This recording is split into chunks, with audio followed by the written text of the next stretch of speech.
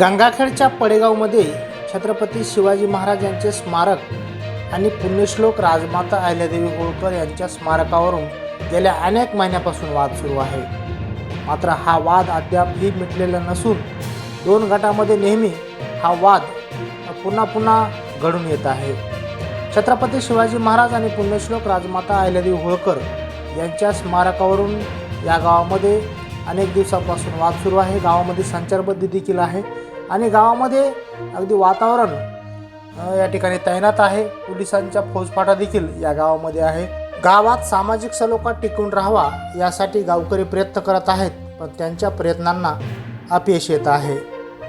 सध्या पुण्यश्लोक राजमाता अहिल्यादेवी होळकर यांचे स्मारक पूर्णपणे झाकलेले आहे आणि पुण्यश्लोक राजमाता अहिल्यादेवी होळकर यांच्या स्मारकासाठी पर्यायी जागा या ठिकाणी पाहिलेली आहे आणि याच जागेमध्ये सध्या काम देखील सुरू आहे। कॉलम उभारलेले आहेत आणि याच ठिकाणी पुण्यश्लोक राजमाता अहिल्यादेवी होळकर यांचे स्मारक होणार आहे। जेव्हा पुण्यश्लोक राजमाता अहिल्यादेवी होळकर यांच्या स्मारकाचे काम पूर्ण होईल आणि स्मारक बसवण्यात येईल तेव्हाच गावातील वाद मिटेल असा विश्वास गावकऱ्यांनी व्यक्त केला आहे।